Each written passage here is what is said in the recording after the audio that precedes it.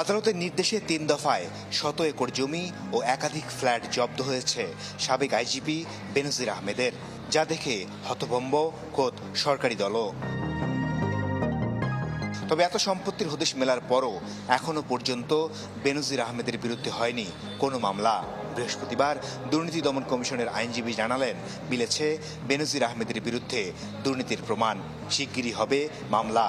যেসব credible evidence পাওয়া গেছে সেটাকে আমাদের কাছে আপাতত মনে হচ্ছে অপরাধলব্ধ আয়। তবে ক্রেডিবল ইনফরমেশন যতটুকু পাওয়া গেছে সেটা যদি বিশ্বাসযোগ্য হয় অবশ্যই কমিশন সেটা মামলা করার জন্য সিদ্ধান্ত নেবে। সাবেক পুলিশ প্রধানের বিরুদ্ধে এ ধরনের অভিযোগ ওঠাকে ভয়ঙ্কর বলছেন দুদকের এই আইনজীবী। জানান, দুদক আইন অনুযায়ী যেগুলো অপরাধ ধরা হয় তার সবই করেছেন বেনজির।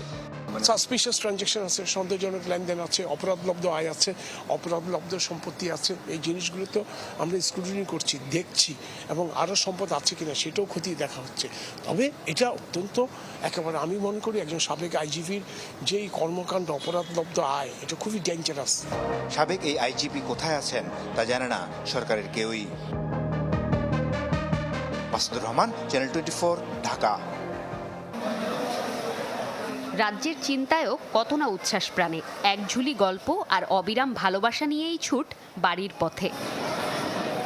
প্রিয়জন পরিবার নিয়ে আনন্দ উদযাপনের সুযোগ যে এই ঈদেই। তবে শেষ বিকেলে যানবাহনের অতিরিক্ত চাপ আর বৈরী আবহাওয়ায় ভোগান্তি বাড়ে কিছুটা।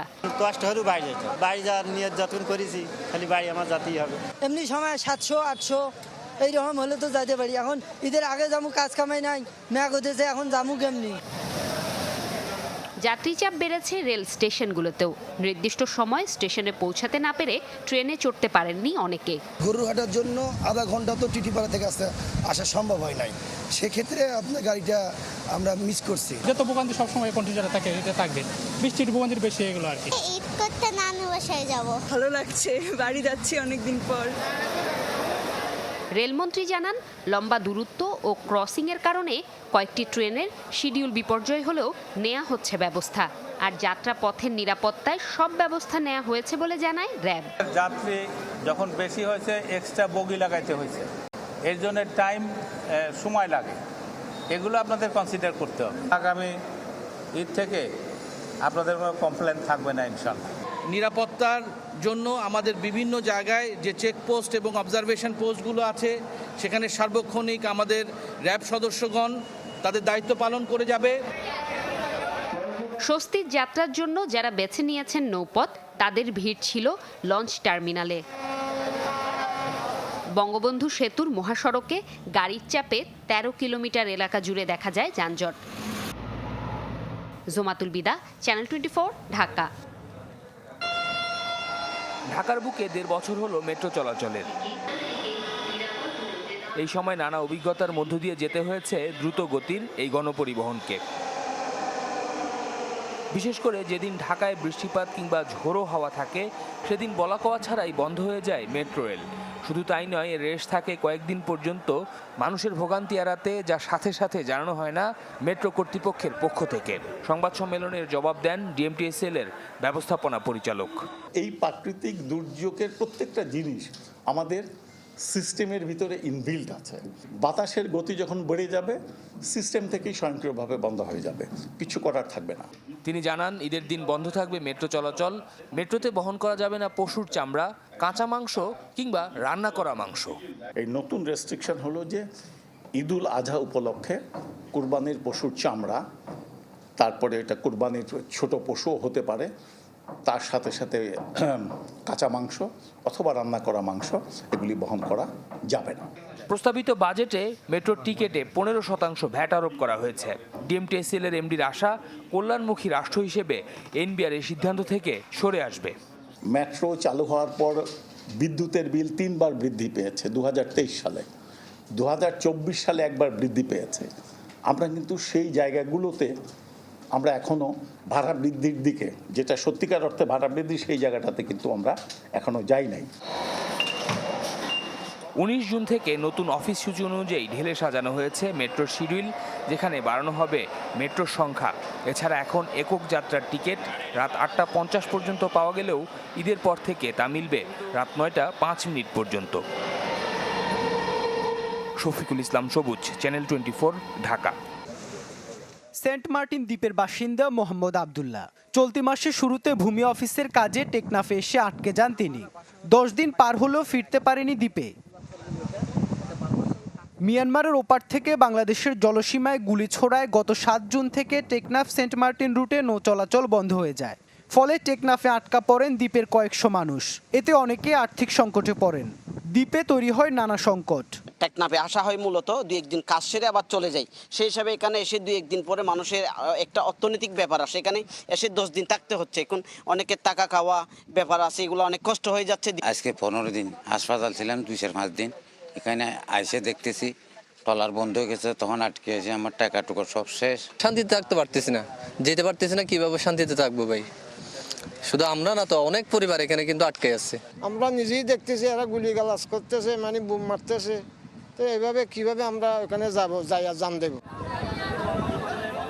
এমন পরিস্থিতিতে বৃহস্পতিবার শাহপরীর দ্বীপের ঘোলারচর থেকে 5টি ট্রলারে করে পণ্য যাওয়ার কথা ছিল সেন্ট মার্টিনে, কিন্তু বুধবার রাত থেকে ওপারে ব্যাপক সংঘর্ষ শুরু হওয়ায় যেতে পারেনি সেসব ট্রলার। শুধু কয়েকটি ট্রলারে বিকল্প পথে 4 শতাধিক মানুষ দ্বীপে যাতায়াতের সুযোগ পেয়েছেন। নাফ নদীর ওপারে বৃহস্পতিবারও দেখা গেছে সংঘাতের চিত্র। বিস্ফোরণ ছাড়াও নদীতে চলে গোলাগুলি। ফলে এপারে আতঙ্কিত টেকনাফের স্থানীয় বাসিন্দারা। এতদিন পর্যন্ত খুব অল্প পরিসরে ছিল এটা, মাঝে মধ্যে শোনা যেত, কিন্তু গতকাল থেকে হচ্ছে কি 1-2 মিনিটের মধ্যে শোনা যাচ্ছে। এটা সারা রাত ধরে এই আওয়াজ শোনা গেল এবং বাড়িঘর কাঁপতেছে এখানে রীতিমতো সাউন্ডে। গোলাগুলির কারণে আমরা বাড়িতে আমরা থাকতে পারতেছি না, যেহেতু শব্দ শোনা যায়। বাচ্চা কলার সময় ছোট বাচ্চা আছে শিক্ষারে, তো এটা আমাদের এখানে মহাবৃহৎ না, এখানে যুগন্য এলাকা আমাদের নাম নদীতে। ওপারে সংঘাতের মধ্যে সেন্ট মার্টিনের অদূরে দেখা গেছে মিয়ানমারের যুদ্ধ জাহাজ, যেটি দেখা গেছে শাহপুরীর দ্বীপ জেটি ঘাট থেকেও। জাহাজের উপরে 12 জন লোক আছে। Desk report, channel 24। শুক্রবার সৌদি আরবে শুরু হচ্ছে পবিত্র হজ। এবারে রেকর্ড পরিমাণ হজ যাত্রী জমায়েত দেখছে দেশটি। বাংলাদেশের 86,000-এর বেশি হজ যাত্রী সহ এবারে হজে অংশ নিতে পারেন 25 লাখের বেশি মুসলমান। আমি দেশবাসীর জন্য দোয়া করি, আমার জন্য দেশবাসী দোয়া করব। প্রতি বছর মিনায় যাওয়ার মাধ্যমে শুরু হয় হজের কার্যক্রম। পরদিন ভোর থেকে পরবর্তী 24 ঘন্টা সেখানেই অপেক্ষায় থাকার নিয়ম। এ সময় জিকির ও ইবাদতে মশগুল থাকেন অংশগ্রহণকারীরা। শনিবার সকালে আরাফাতের উদ্দেশ্যে রওনা হওয়ার রেওয়াজ, সেখানে খুতবা ও মোনাজাতের পর মাগরিবের সময় জমায়েত হবেন মুজদালিফায়। সেখানে খোলা আকাশের নিচে রাত যাপনের পর রোববার ফের মিনার পথে রওনা হবেন হজযাত্রীরা। এ সময় জামারায় শয়তানের উদ্দেশ্যে ছুড়বেন পাথর। মিনায় পৌঁছে কোরবানির পর মাথা মুন্ডন করবেন হাজিরা। সবশেষ কাবা শরীফে বিদায়ী তাওয়াফের মাধ্যমে শেষ করবেন হজের আনুষ্ঠানিকতা। বাংলাদেশ হজ মিশন তো বরাবরই খুব ভালো কাজ করে, এবারও ভালো কাজ করছে। অনেক বেশি সুবিধা হয়েছে, স্বচ্ছন্দ হয়েছে, কমফোর্ট বেড়েছে, যোগাযোগ ব্যবস্থা অনেক কিছু ভালো হয়েছে। হজের মূল যে আনুষ্ঠানিকতা মাশায়ের আল হারাম, মিনা, মুজদালিফার আনুষ্ঠানিকতা, এটা সম্পন্ন করার জন্য ইতিমধ্যে আমরা সকল প্রস্তুতি সম্পন্ন করেছি। আমরা আশা করি আমাদের 85,000 হজ যাত্রী সকলেই নির্বিঘ্নে এবার মিনা, আরাফা, মুজদালিফার হজের আনুষ্ঠানিকতা সম্পন্ন করতে পারবেন ইনশাআল্লাহ।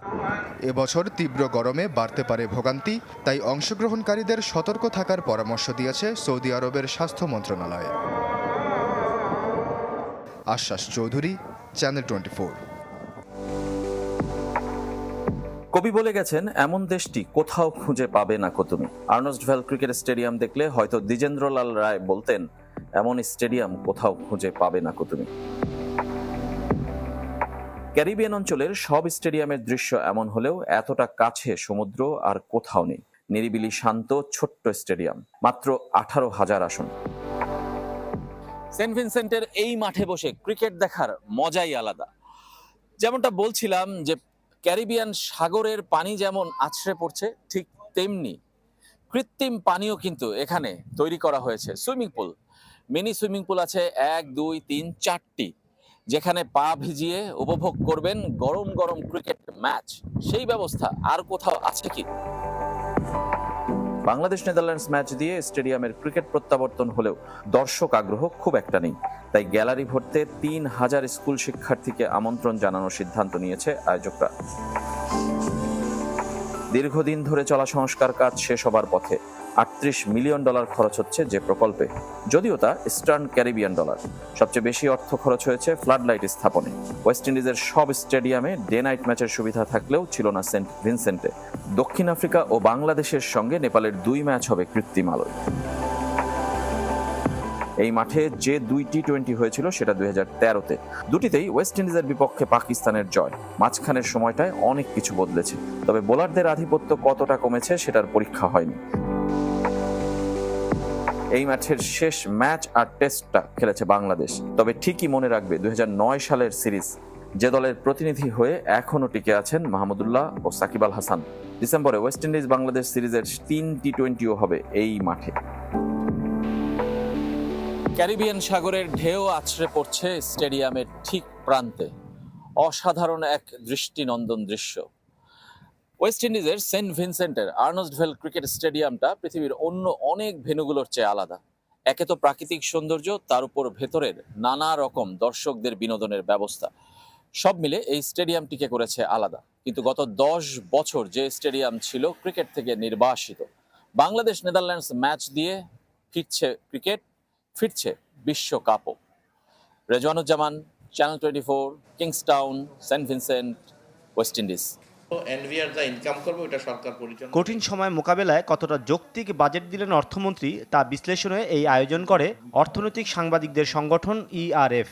মূল প্রবন্ধ উপস্থাপনে বিভিন্ন দুর্বলতা চিহ্নিত করে বক্তারা বলেন, এই বাজেটের মাধ্যমে সুযোগ ছিল আরও জনবান্ধব হওয়ার। অনুষ্ঠানে গবেষণা সংস্থা CPD নির্বাহী পরিচালক বলেন, বাস্তবতাকে বর্জন করে উচ্চ প্রবৃদ্ধির লক্ষ্যমাত্রা নির্ধারণ করেছেন অর্থমন্ত্রী। এমনকি মূল্যস্ফীতি কমানোর ক্ষেত্রেও ছিলেন উচ্চাভিলাষী। এই সময় ব্যাংক খাত সংস্কারের ঘোষণা না থাকায় হতাশা ব্যক্ত করেন উদ্যোক্তারা। যে যারা এই ব্যাংকিং খাতের যে ঋণ খেলাপি, তারাই তো আবার বিভিন্নভাবে এই ব্যাংকের সিদ্ধান্তগুলো নিয়ে থাকেন। ব্যাংকের পরিচালকরা আছেন, ব্যাংক খাতের বাইরেও বিভিন্ন উচ্চ পর্যায়ে রয়েছেন, তারা বাইরে থেকে এসে এই কেন্দ্রীয় ব্যাংকের উপরে নজরদারি করে তাদের উপরে অনেক ধরনের কিন্তু নীতিমালা চাপিয়ে দিচ্ছেন। গরুর দুধ গরুই খাচ্ছে। সরকার পরিচালনা ব্যয় কিন্তু 4,38,000 কোটি টাকা। তার অর্থ এনভিআর যা ইনকাম করবে ওটা সরকার পরিচালনা ব্যয় খরচ হবে। আমার আপনার জাতির জন্য 1 টাকা বরাদ্দ নাই এনভিআর এর ট্যাক্স থেকে। একটু লক্ষ্য করে দেখেন বাজেটটা, সরকার যেই এনভিআর যা, এবং সেটা আদায় হবেও না, কোনো বছরই আদায় হয় নাই। সেমিনারে বাংলাদেশ ব্যাংকের সাবেক গভর্নর বলেন, অর্থনীতির সূচকগুলো দীর্ঘদিন ধরেই নড়বড়ে। বলেন, আর্থিক খাতের শৃঙ্খলা ফেরাতে কেন্দ্রীয় ব্যাংকের ক্ষমতা থাকলেও প্রয়োগে অনীহা রয়েছে সংস্থাটির। থাকলে বাংলাদেশ ব্যাংকের যথেষ্ট অর্থনীতি আছে, একেবারে যে একদম ঘাড়ের উপর বসে আছে এটা করতে পারবে না, এটা করতে, তা না। বাংলাদেশ ব্যাংক করতে পারে, ইচ্ছা যদি থাকে এবং তাদের ইস্যু আছে, মানে ইনস্ট্রুমেন্ট আছে করার, কিন্তু সেটা না করলে আপনি আর কী করবেন। নতুন বাজেটে সাধারণ মানুষ ও ব্যবসায়ীদের উপযোগী হয়নি বলেও মত দেন সালেউদ্দিন। এই বাজেটটা কিন্তু মানুষের জন্য কতটুকু করেছে, ব্যবসার জন্য কতটুকু করেছে জানি না, সরকারের জন্য অনেক কিছু, কিন্তু বিশেষ করে সরকারি কর্মকর্তাদের জন্য বিশেষ। মাসুম মিয়া, চ্যানেল 24, ঢাকা।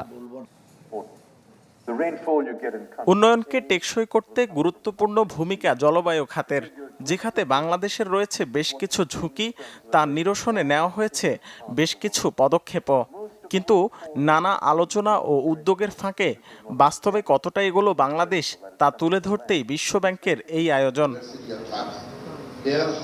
সবুজ প্রবৃদ্ধি বিষয়ক প্রতিবেদনে আন্তর্জাতিক সংস্থাটি বলছে, অর্থায়নের সংকটই বড়, যা বাগে আনা যাবে বাড়তি বিনিয়োগে, নতুন কর্মসংস্থানের মাধ্যমে, যেখানে সুযোগ রয়েছে উন্নত প্রযুক্তি ব্যবহারের।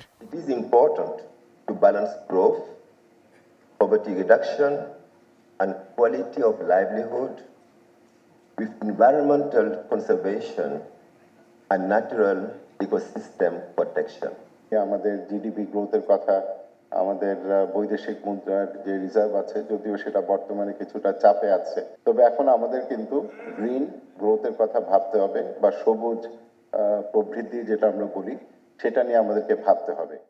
নতুন বছরের প্রস্তাবিত বাজেটে জলবায়ু খাতে বরাদ্দ বেড়েছে মাত্র 1%, যাকে অপ্রতুলই বলছে বিশ্বব্যাংক। তবে পরিবেশ মন্ত্রী বলছেন, বৈশ্বিক প্রেক্ষাপটে এ খাতের চাহিদা বিশাল। বাজেটের পুরো অর্থ এ খাতে বরাদ্দ দিলেও যথেষ্ট হবে না। কি পরিমাণ অর্থ সরকার বরাদ্দ দিল এটা না, যেই পরিমাণ অর্থ আমরা ছাড় করছি এটার সুফলটা যেন মানুষ পায় প্রান্তিক পর্যায়ে, এবং আমাদের সবচেয়ে বড় ফোকাসড হচ্ছে আমাদের যে উপকূলীয় অঞ্চল আছে সেই দিকে। কারণ আমি ক্লাইমেট রিফিউজির কথা বলি, মানুষ যে স্থানচ্যুত হচ্ছে, সেখানে যে লবণাক্ততার যে একটা সমস্যা আছে, এই বিষয়গুলিকে আমরা সবচেয়ে বেশি গুরুত্ব দিব। টেকসই অর্থনৈতিক প্রবৃদ্ধি অর্জনে জলবায়ু বান্ধব নীতি বিনিয়োগে অগ্রাধিকার ও তা বাস্তবায়ন করার পরামর্শ আসে এই অনুষ্ঠানে। রাকিব হোসেন, চ্যানেল 24, ঢাকা।